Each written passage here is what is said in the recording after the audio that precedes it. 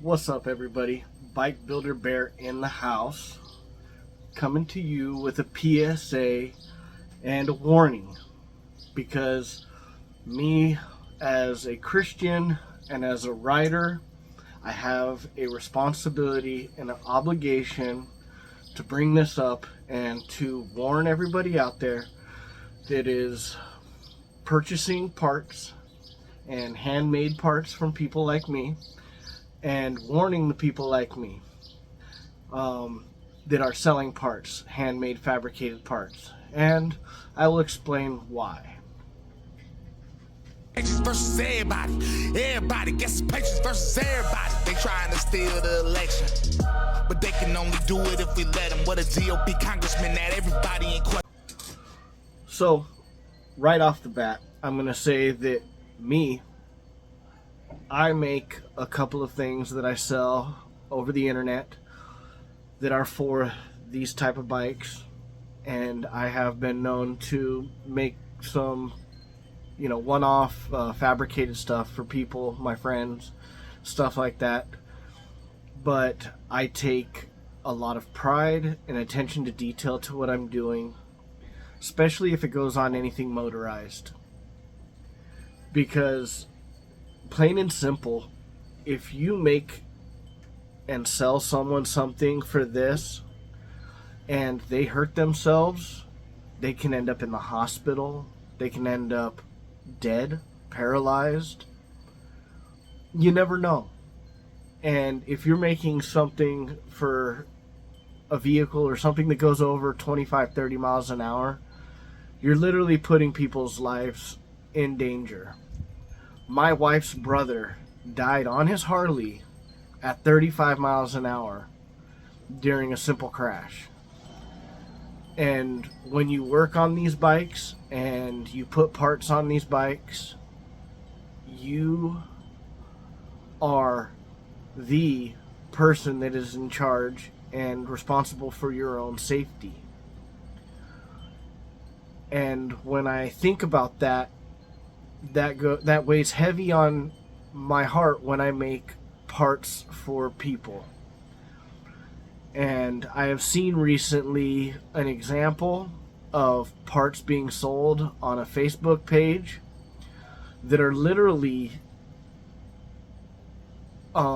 scrap pieces of metal, old stock parts from BMX bikes and parts from this type of bike, and cheap hardware, which you don't know what grade the hardware is, being used for things like a third motor mount, a bolt-on third motor mount. Yeah, hopefully I put a picture up by now. Now let me show you a quick example of like some of the parts that are being used. Hold on one second.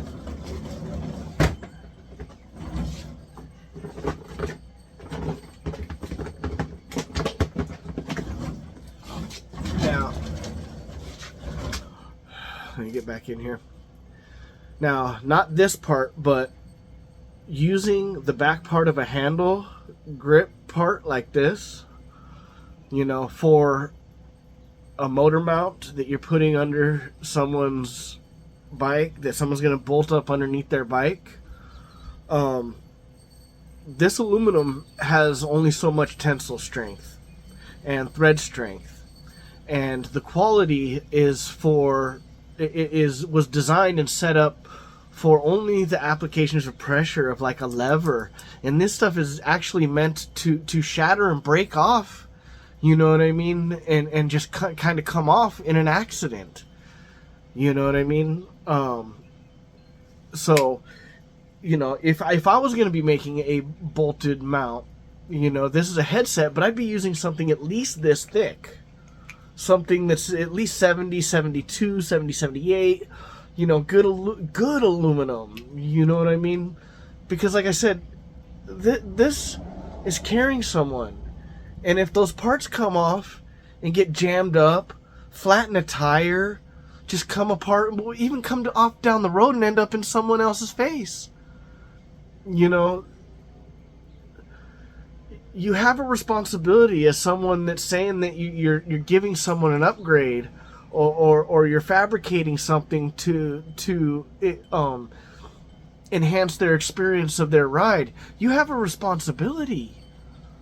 You know, that's why I use plate steel. And the steel that I'm using, if you look at that, is 1/8 thick, but it's a medium steel, so that when you weld it to that metal, which is a medium steel, you don't get a fracture point on either end. Because if you do really hard metal to soft metal, the hard metal will just stay strong, and it'll just rip off and continue to rip off the soft metal.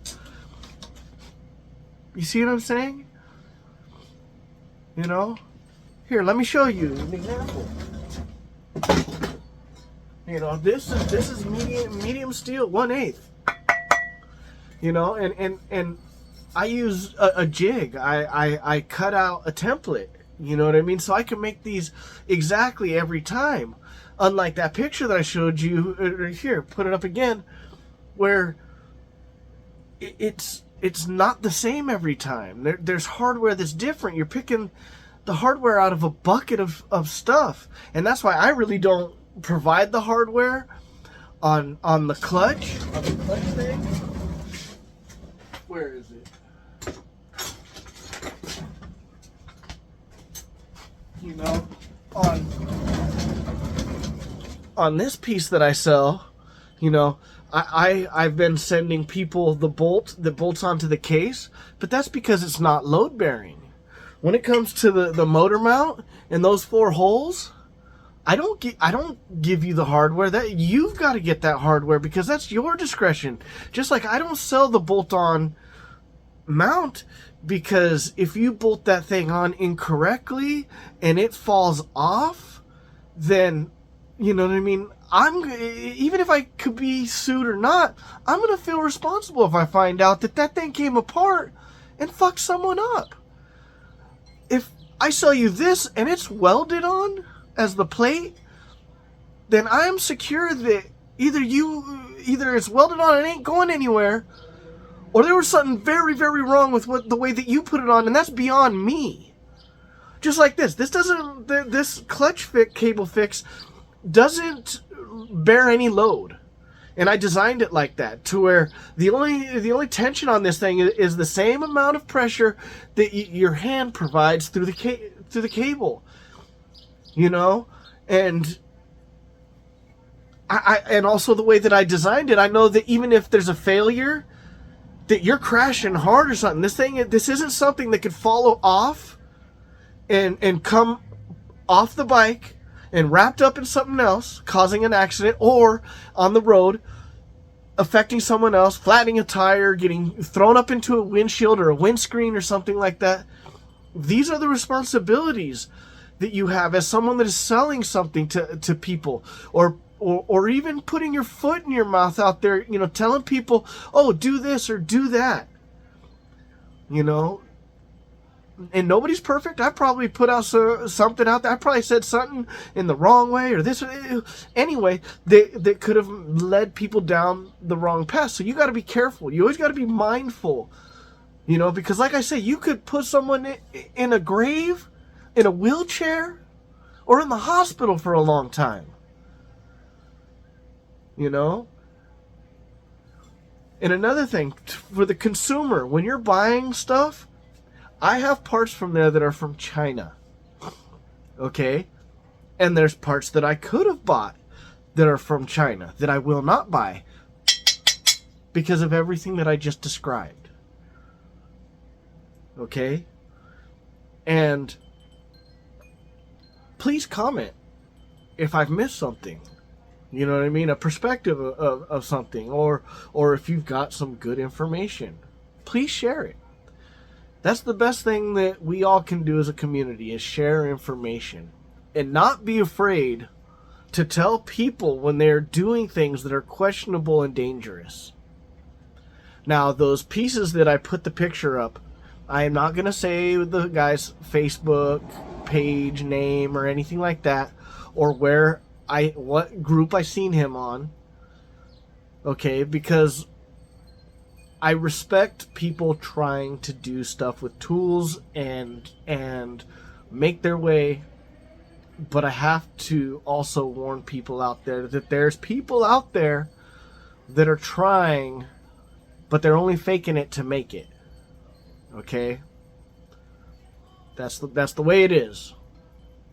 Okay? Now let me show you an example of reasons that I will make a product that you should be able to trust. Best example of ways to make something repetitive, a bunch of times, and make sure that you're making the same product for everybody, is simple protocols to keep repetition tight. Like jigs. Like, see, these are jigs. These are cut and I took time to make these, and they look like stupid pieces of cardboard. But here's the thing: I can make the same exact pieces for everybody every time with this. There's no indiscrepancies. There's no, oh, this was different here, this was different there. No, it's the same every time, because I start with a jig. I start with mine. So not only am I putting out the same thing that I took the time to build, test, and run, okay, I know I'm building it the same way. So I know right off the bat, if something fails, I know where to change it, and it should have been changed before I'm giving people, you know what I mean, before I'm putting it out there and selling it to people on the market. All right. And then if something ever comes up, it can be brought to me, and this can be changed. This can be improved upon. If you don't have that type of attention to detail, you can make a lot of mistakes. You know what I mean? And you're never going to know which one you actually put out there unless you take the time to number it. But then you're going to number it, but you're not going to take the attention to detail to make sure that, you see what I'm saying? So as someone that's making stuff for people out there, you know what I mean? Uniformity is a big key. And that's something, as a customer, you should be looking for is how many people have bought these, and how many, people are happy with it. I have sold only a couple of these and a handful of these, but so far everybody's been happy. The biggest problem I've been having is I didn't have a Cash App for people to pay me. My wife has a what's it called, a Venmo, but I just opened a Cash App. So, and that's the only, either my wife's Venmo or Cash App is the only payment that I'm going to be looking forward to taking if you want these parts from me. And I'm selling each part for $20. This is $20, and this is $20. The reason why they're the same price is this only takes me 10 minutes to cut out and drill the holes. This takes me 15 minutes to cut out, drill the holes, and weld the piece on the underside that bolts to your crankcase. So I got to do a little bit of welding, so that's it. So together you can get both pieces from me, $40 plus whatever it costs for shipping. So I'll build you a set. I'll weigh them at the post office and set it up with your address so they tell me how much the shipping is. Then I would message you, it's 40 plus this. You Cash App me that, and as soon as it drops in, I drop it in the mail. That's the way that I do business, and that's the way that I think people should do business, because it's really square. Now, another thing that is the number one key to providing people with uniform, good products is tools. You got to have good tools, and the number one tool is this one. If you're selling parts for motorcycles, be very aware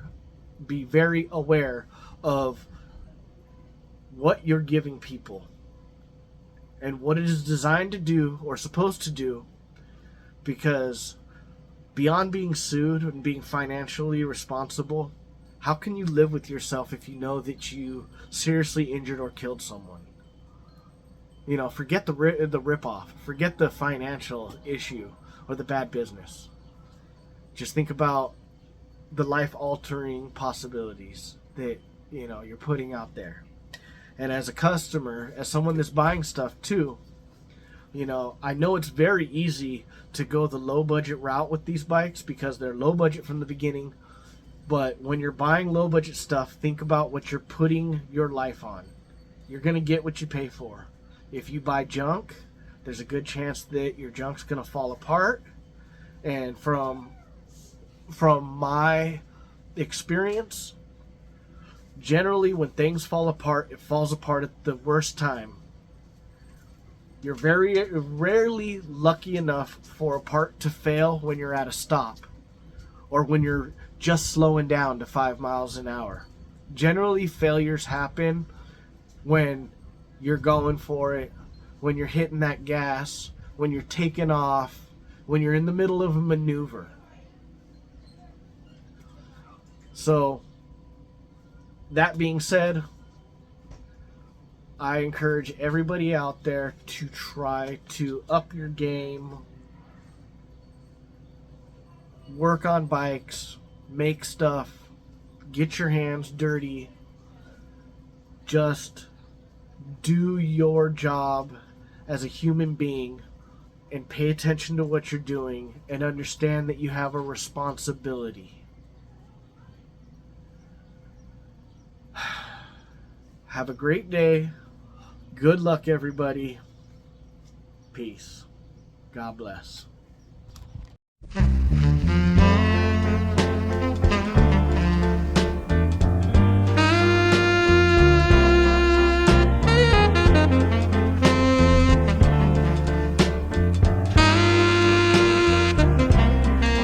You should lose.